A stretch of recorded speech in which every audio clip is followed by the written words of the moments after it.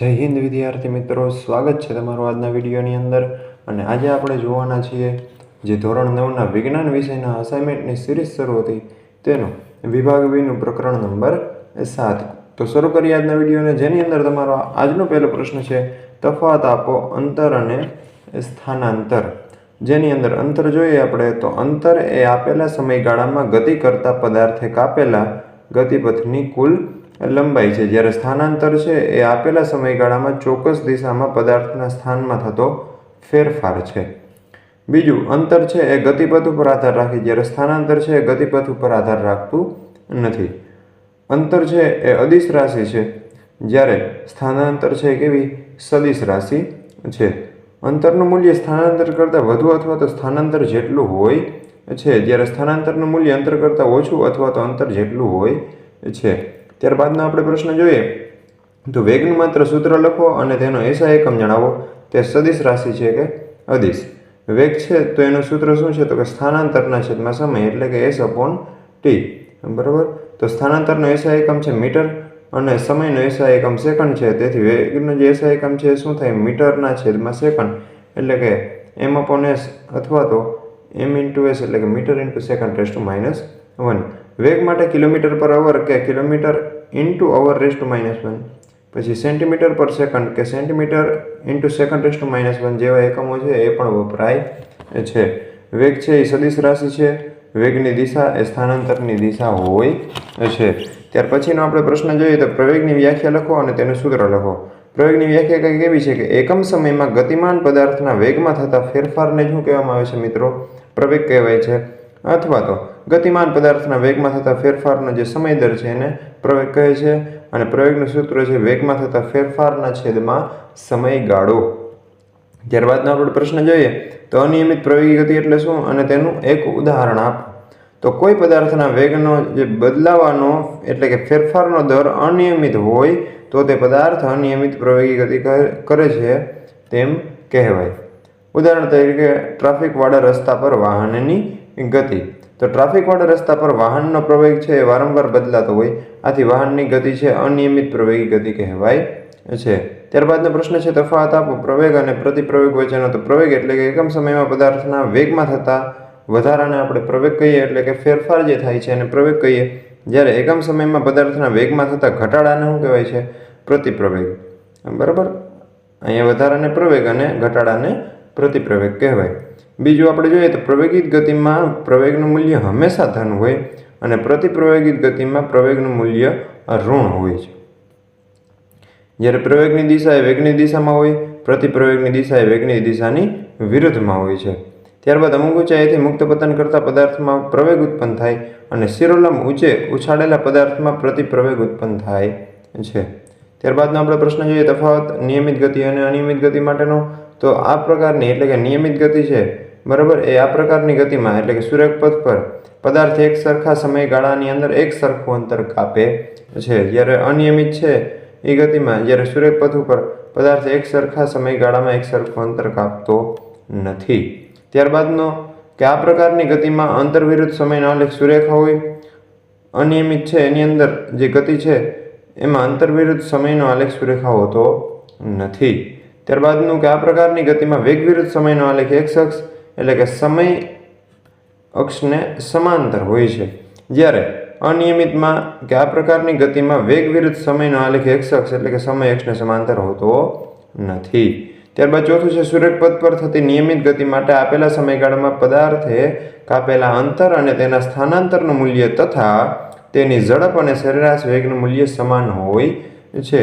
જ્યારે અનિયમિત છે એમાં સુરેખ પથ પર જે ગતિ થતી હોય એટલે કે જે સુરેખ પથ પર થતી અનિયમિત ગતિ માટે આપેલા સમયગાળામાં પદાર્થે કાપેલ અંતર અને તેના સ્થાનાંતરનું મૂલ્ય તથા તેની ઝડપ અને સરેરાશ વેગનું મૂલ્ય છે સમાન હોતું નથી. ત્યારબાદનો આપણે પ્રશ્ન જોઈએ તો ટ્રેનમાં બેઠેલા એક વ્યક્તિનો ગતિ માટે વેગ વિરુદ્ધ સમયનો આલેખ નીચેની આકૃતિમાં આપણને દર્શાય. અને એમાં પ્રશ્ન પૂછ્યા કે આલેખમાં દર્શાવેલ એબી રેખા દ્વારા નિરૂપિત ટ્રેનની ગતિનો પ્રકાર આલેખ હોય. એબી એટલે કે આ અહીંયા સુધીની જે વાત થાય છે તો એમાં આપણે જોઈએ તો સતત શું થાય છે? વેગમાં વધારો. એનો મતલબ આ ગતિ કેવી છે? નિયમિત પ્રવેગી. ત્યારબાદ રેખા સીડી દ્વારા પ્રદર્શિત થતો લિફ્ટની ગતિનો પ્રકાર લખો. એટલે સીડી એટલે કે આ ભાગ જેમાં આપણે જોઈએ તો ગતિ ધીમે ધીમે શું થઈ જાય છે, ઘટતી જાય છે. એટલે આપણે કહી શકીએ કે અહીંયા નિયમિત પ્રતિપ્રવેગી ગતિ થાય છે. ત્યારબાદનો આપણે પ્રશ્ન જોઈએ. દાખલો છે, એક પદાર્થ છે 4 સેકન્ડની અંદર 16 મીટર અંતર કાપે, ત્યારબાદ 2 સેકન્ડમાં બીજું 16 મીટર અંતર કાપે, તો આ પદાર્થની સરેરાશ ઝડપ કેટલી હશે? તો પદાર્થ દ્વારા ટોટલ કેટલું અંતર કપાયેલું હોય એ આપણને ખબર હોય તો આપણે ઝડપ શોધી શકીએ. તો અહીંયા બે વખતે 16 મીટર અંતર કપાણું એટલે ટોટલ 32 મીટર જેટલું અંતર છે એ કપાયેલું છે. અને એના માટે લાગતો કુલ સમય પહેલાં 4 સેકન્ડ ને પછી 2 સેકન્ડ એટલે ટોટલ 6 સેકન્ડ જેટલો સમય લાગ્યો છે. તો સરેરાશ ઝડપનું સૂત્ર છે કે કાપેલ કુલ અંતરના છેદમાં કાપેલો કુલ સમય, આ બેનો તમે ભાગાકાર કરો એટલે તમને મળે છે પદાર્થની સરેરાશ ઝડપ. તો કુલ અંતર હતું 32 મીટર, જેને કાપવા માટે લાગતો સમય છે 6 સેકન્ડ. તો એ બેનો ભાગાકાર આપણે કરીએ તો જવાબ મળે આપણને 5.33 મીટર પર સેકન્ડ અથવા તો મીટર ઇન્ટુ સેકન્ડ -1. તો પદાર્થની સરેરાશ ઝડપ આપણને કેટલી મળે છે? 5.33 મીટર ઇન્ટુ સેકન્ડ -1. ત્યારબાદ 9મો પ્રશ્ન, જે પણ એક દાખલો છે કે મુસાફરીના પ્રારંભના સમયે એક કારના ઓડોમીટરનું અવલોકન 2000 કિલોમીટર છે અને મુસાફરીના અંતમાં 2400 કિલોમીટર દર્શાવે. જો આ મુસાફરી દરમિયાન લાગતો સમય 8 અવર એટલે કે 8 કલાક હોય તો કારની સરેરાશ ઝડપ કિલોમીટર ઇન્ટુ અવર -1 તથા મીટર ઇન્ટુ સેકન્ડ -1 ગણો એટલે કે કિલોમીટર પર અવર અને મીટર પર સેકન્ડમાં આપણે ગણવાનું છે. તો પહેલાં તો આપણને કાપેલ કુલ અંતર ખબર હોવી જોઈએ 2400 જે છેલ્લું રીડિંગ હતું ઓડોમીટરનું એ, અને 2000 કિલોમીટર જે શરૂઆતની સ્થિતિ માટે હતું એ. આપણે છેલ્લું અંતર છે ટોટલ એ કેટલું મળે? 400 કિલોમીટર, બરાબર. એટલે 2000થી 2400 પહોંચી છે ગાડી એટલે કે 400 કિલોમીટર એને કાપ્યા, જેના માટે લાગતો સમય t બરાબર 8 કલાક છે. કારની સરેરાશ ઝડપ એટલે કે કારે કાપેલું કુલ અંતર છેદમાં એને લાગતો કુલ સમય. તો s/t કરીએ આપણે તો 400 છેદમાં આવે 8, છેદ ઉડાડીએ એટલે જવાબ મળે 50 કિલોમીટર પર અવર. અને આને આપણે મીટર પર સેકન્ડમાં કન્વર્ટ કરવું છે તો કિલોમીટરને મીટરમાં ફેરવાય તો 1000 વડે અહીંયા ગુણવામાં આવે અને નીચે 3600 વડે ભાંગવામાં આવે તો કિલોમીટર પર અવરમાંથી શું બની જાય? મીટર પર સેકન્ડ, જે તમારો જવાબ છે 13.9 મીટર પર સેકન્ડ. ત્યાર પછી આપણે આગળ વધીએ. 10મો પ્રશ્ન, ગતિમાન વાહનો A અને B માટે વેગ વિરુદ્ધ સમયનો આલેખ તમને આકૃતિમાં દર્શાવ્યો. કયું વાહન ગતિ કરે છે તે બતાવો, બરાબર. આમાં એટલે કયું વાહન A અને વાહન B કઈ ગતિ કરે એ આપણે બતાવવાનું છે. તો વાહન એમાં આપણે જોઈએ તો અહીં નીચેથી ઉપર કન્ટિન્યુ છે એ વધતી જાય અને આ આલેખ વેગ વિરુદ્ધ સમયનો છે, તેથી આની જે વાહન એની ગતિ છે એ કઈ છે? પ્રવેગી ગતિ છે.